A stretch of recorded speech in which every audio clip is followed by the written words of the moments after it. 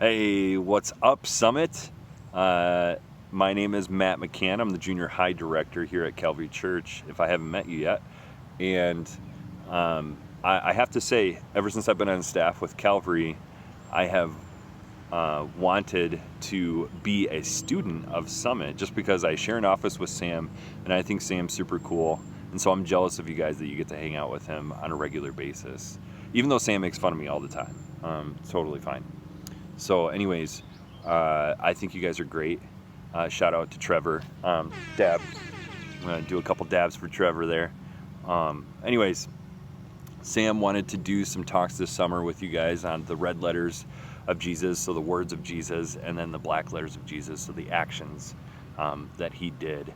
And so this week I'm going to share a red letter talk about the words that Jesus said. And I want to approach this with the thought of, what if Jesus was serious?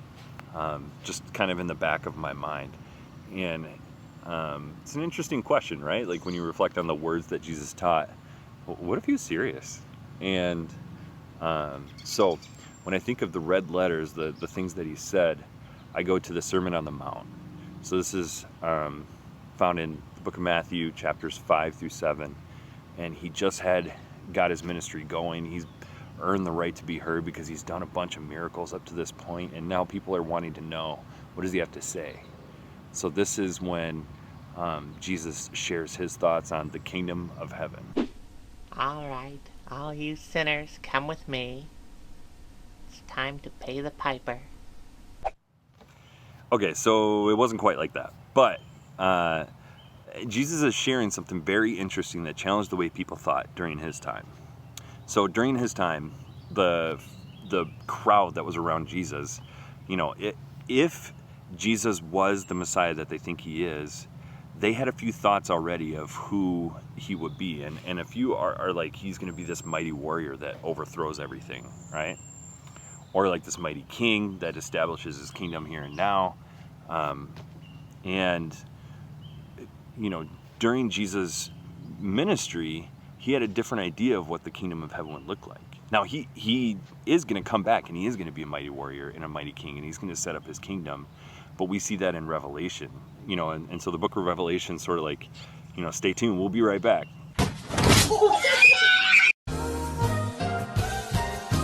All right, we're not going anywhere.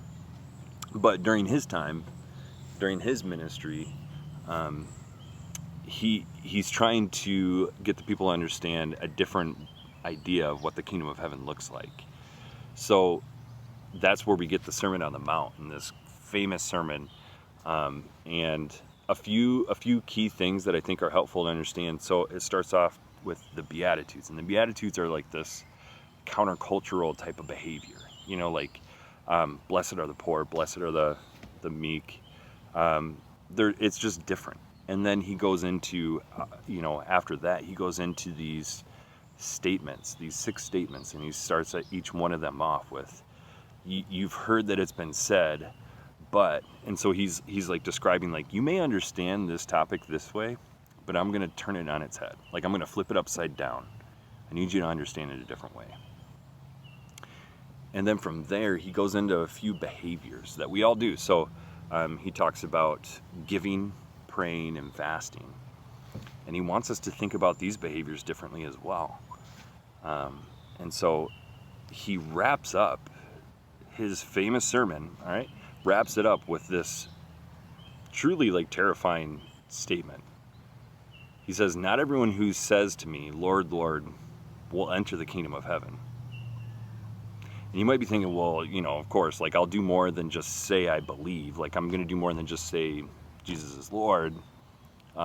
Faith without action is nothing, right? So Jesus then, he doesn't just leave that statement at that. He goes on to compare, like, what we would say, like, are some of the greatest Christians.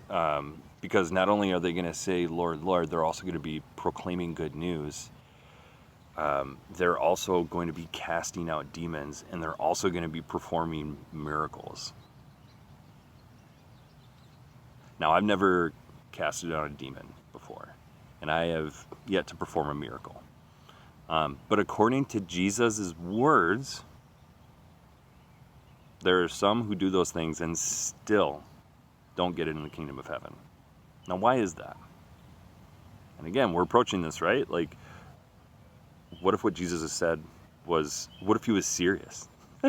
You know, and so he says these things, and it's because he follows that up and says, I never knew you. You're all evil. There is no hope. That's it. Thank you. Now, I don't want to miss what Jesus is saying. He's not saying that proclaiming the good news of the gospel is bad, and he's not saying casting out demons is bad. He's not saying performing miracles is bad, right? What he's getting at with his whole message, this Sermon on the Mount, you know, Matthew 5-7, what he's getting at is our hearts. Not behavior, our heart. Not after governments or power or authority, our hearts. What in the name of me is going on in here? Okay, so let's focus on a specific part of his Sermon on the Mount. So I want to look at Matthew 6, verses 5-6. So I'm going to read that and then we'll talk about it. And when you pray, do not be like the hypocrites, for they love to pray standing in the synagogues and on the street corners to be seen by others. Truly I tell you, they have received the reward in full. But when you pray, go into your room, close the door, and pray to your Father who is unseen. Then your Father who sees what is done in secret will reward you. Now let me ask you something. When you pray, who are you praying for? When you pray, who are you praying to? When you pray, what are you trying to accomplish? So Jesus is calling out the hypocrite's behavior because that means nothing to him. I mean, it's nothing. Being thought of as a spiritual person is all the reward they're going to get, right? Like whatever opinion the crowds might form of him, that's it. That's your reward. Congrats. No, I'm sorry. You'll never get into heaven now. You had your chance and you blew it. Well, I guess I'll be going then. I'm being surrounded by people, and now I'm really uncomfortable. All right, I'm now on the move. I got surrounded by a bunch of people and got really self-conscious. So anyways, let's pick this back up, okay? Praying's supposed to be about a relationship between us and God, right? And so what Jesus is getting at, like, praying's not a new concept. He's not introducing something new here.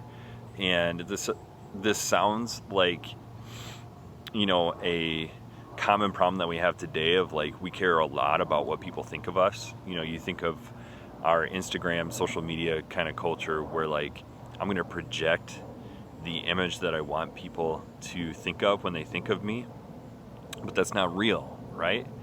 And in the same way, Jesus sees this all the time with people trying to have what they think is a relationship with God, and really what it ends up being is, I just want to appear spiritual. And that could be, you know, prayer then becomes a tool just to, you know, project or promote your own self-interest.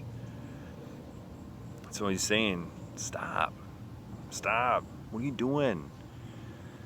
And introduces this awesome idea of secrecy, which doesn't sound like something God would say, right? Like, you know, he's not saying that praying in public's wrong. He's not saying that these things are bad. But again, thinking about the Sermon on the Mount, he's after our hearts, right? So when I share a secret, I don't want to share it with somebody I don't trust. And I also don't want to share it with somebody I don't know. And talking to a wall doesn't make sense either, right? That makes me a lunatic. So Jesus even, like, points out, like, go in your room, close the door, and pray to your Father who's unseen. And in doing so, you're going to be seen. You're going to be heard. And this is good. So I'm going to share something really special with you guys. So this is a place I go to that was very special, all right? It's a secret place I go to very often. And nobody knew about it. And when I say like nobody knew about it, I mean like literally not a soul on this planet knew about it. So this is it's a real location. This is a real tree. And it was just God and I. We were the only ones that knew. And that made it really, really special. So Jesus, in the middle of his famous sermon, he says, "For where your treasure is, there your heart will also be." So this spot for me was in a time when I didn't feel like I had any treasure. And you might see this and think like, "Oh, what a nice, space to spend time in prayer." This image, this location was actually a place of anger, confusion, a lot of pain. This was a tree that was planted in memory of my brother. So my brother passed away when I was 13 years old. And I grew up in the church, and, I was the one that was memorizing all the verses, and, we lived and breathed church. We loved it. And so this tree was planted in like this crummy, like shadowy corner of the land next to barbed wire fence, where I actually like ran into and got scarred on my face. That you can see this like mark here in my beard. That's actually like because I ran into that fence when I was a little kid in the middle of the night. Couldn't see. Anyways, this tree wasn't like where I brew my hot cup of coffee and I sit and I stew on the goodness of, sorry, that sounds like I'm making fun of people that do that, but I just want to get the point across. This was a place where I was alone with God and nobody on the planet knew about it. This was secret. And I did this because of this passage. Because what if Jesus was serious? He's getting at our hearts, and he doesn't want us to do these things, to have these behaviors because of how we think the world perceives us.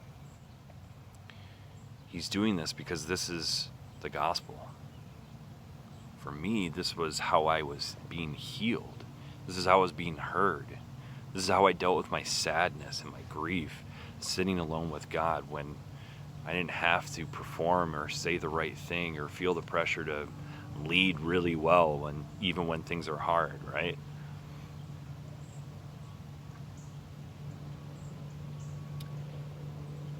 I heard a story of a guy who he was helping some church planners overseas, and he was giving advice on how to do this well. They were asking questions like, how do we evangelize really well? How do we connect, and how do we grow our church? And so the church planner, he gave him advice. He said, all right, here's what you're going to do. All right. You're each going to go off, into a different part of the community. You're going to befriend people you've never met before. You're going to get to know them. And then you're going to come back here. And then you're not going to report any of that to any of us. You're just going to sit on that. It's for you only. It's a secret. And they were like, what? Like, so we're not going to strategize or talk about it and it was, no. You go out and you connect with people because that's what we're called to do. And in the same way, I'm challenging you all, over the course of this week, I would encourage you, find a spot, go somewhere that's secret, that's safe, and I want you to go there 3 times this week and the next week. And I want you to try it. I want you to sit in that space, and you can practice the Lord's Prayer, because that's a part of the Sermon on the Mount. This is a part of Jesus showing hey, this is how I would encourage you guys to pray. You don't have to pray it exactly, but you could do that. But the point is, go somewhere, keep it secret, and just be with God. And then I want you to come back next week, or come during your Zoom call, and don't tell anybody.